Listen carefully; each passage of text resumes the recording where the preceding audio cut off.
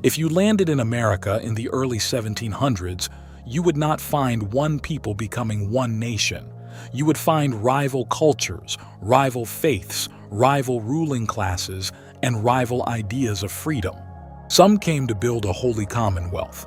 Some came to build a landed aristocracy. Some came for tolerance, trade, independence, or the right to be left alone. That means America did not begin as a united country. It began as a contest between civilizations planted on the same continent. And that matters because many of the arguments we think of as modern were here from the beginning. Order versus liberty, hierarchy versus equality, local control versus moral mission. To understand why America has always argued with itself, we have to go back to the first settlers and the rival worlds they brought with them. Because the Constitution did not create one culture, it created a way for competing cultures to live together. The first great stream came to New England. These were the Puritans, and they did not cross the ocean mainly to find freedom as modern Americans use the word. They came to build a godly society. The Puritan vision prized order, discipline, education, moral seriousness, and communal purpose.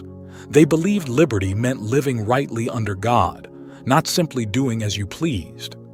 This culture built towns, schools, churches, and institutions with remarkable energy. It valued self-rule, but not radical individualism. Its freedom was bounded by duty. That inheritance still matters. The New England impulse has long pushed America toward reform, moral crusades, and the belief that society can and should be improved by disciplined leadership. Farther south, a very different society took root in Virginia. The Cavaliers and the great planters did not build tight religious communities. They built a world of rank, land, influence, and personal rule. This was a hierarchical culture. It admired gentlemen, deference, family lineage, and the idea that society naturally sorted itself into higher and lower stations. Its idea of liberty was not the same as the Puritans. For the Cavaliers, liberty often meant the rights of the powerful to govern themselves without interference from above.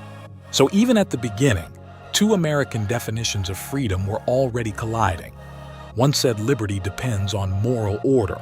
The other said liberty belongs most fully to those with the standing to exercise it. Then came the Quakers in the mid-Atlantic, especially Pennsylvania. Their political instinct was different again. They distrusted coercion and emphasized conscience, tolerance, and peaceful coexistence. This region became one of the most pluralistic places in colonial America. Different faiths, different peoples, and different ways of life learned to operate side by side. The Quaker inheritance pushed America toward liberty of conscience, negotiation, and the idea that social peace does not require total cultural agreement. That was a radically important contribution. In New York, another pattern emerged through Dutch commercial influence. This world was shaped less by moral mission or landed aristocracy, and more by trade, profit, and practical coexistence. The merchant culture prized enterprise, bargaining, and a certain realism about human motives. People did not have to like one another to do business with one another. That commercial spirit became one of the most durable parts of America. It taught that prosperity can stabilize diversity, and that a society may hold together through exchange even when deeper loyalties remain divided. Then there was the backcountry.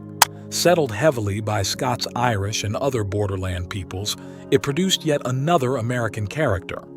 This one was hard, suspicious, fiercely independent, and quick to resist outside control.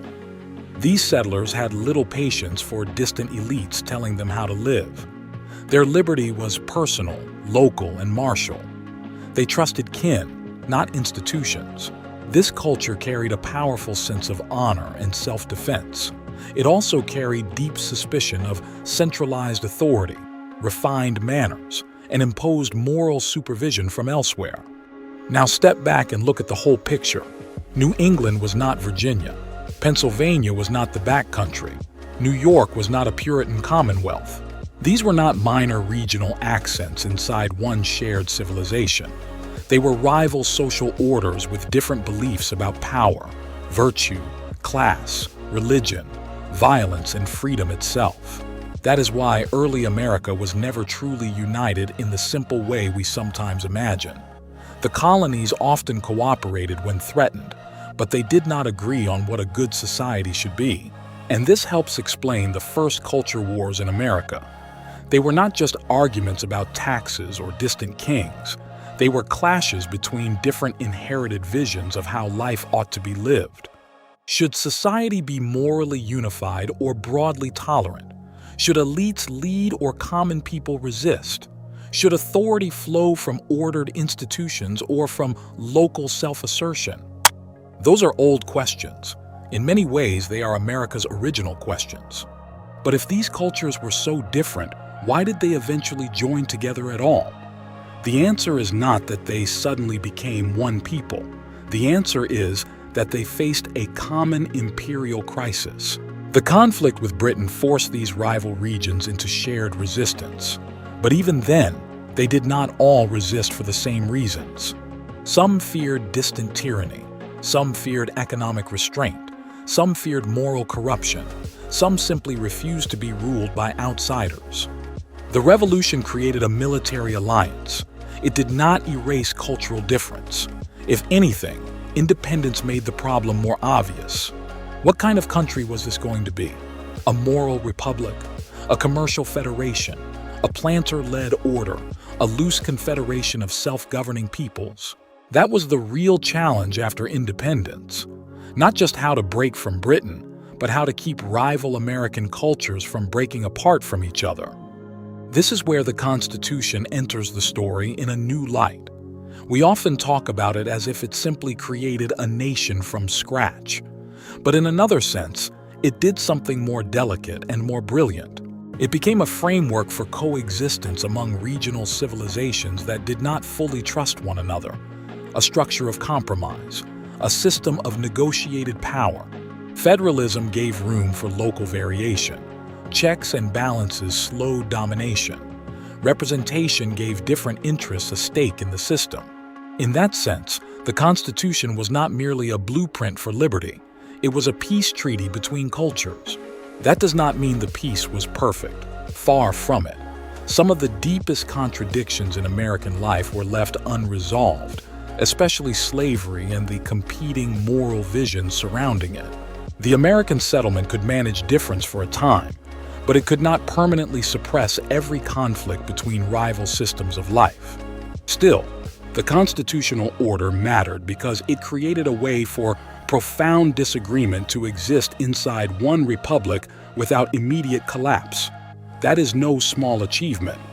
And the deeper lesson is this: America has always contained multiple definitions of freedom. Freedom as ordered virtue, freedom as local self-rule, freedom as tolerance, freedom as independence from elites, freedom as commercial opportunity. These traditions have spent centuries competing, blending, restraining, and provoking one another. That is not a sign that America failed to become a nation. It is part of what America is. The tension was there at the start, and in many ways it still defines us now. So when people talk about returning to the original America, it is worth asking a hard question. Which original America do they mean? The disciplined New England town, the hierarchical Virginia estate, the tolerant mid-Atlantic port, the defiant frontier settlement. There was no single founding culture waiting at the beginning. There were several, and they did not agree about the meaning of liberty, authority, or the good life. That may sound like weakness, but it may also be one of America's strange strengths, because a people formed from rivals had to learn the arts of bargaining, restraint, and constitutional coexistence.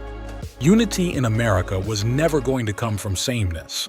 It had to come from a shared structure strong enough to contain difference without crushing it. That is a more fragile vision of nationhood, but it may also be a more honest one. And that leaves us with a question that still matters.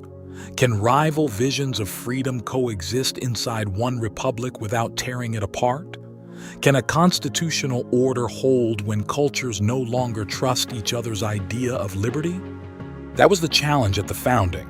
It is still the challenge now. America did not begin as one culture. It began as an argument. And the durability of the American experiment may depend on whether we remember what the framers were really trying to do.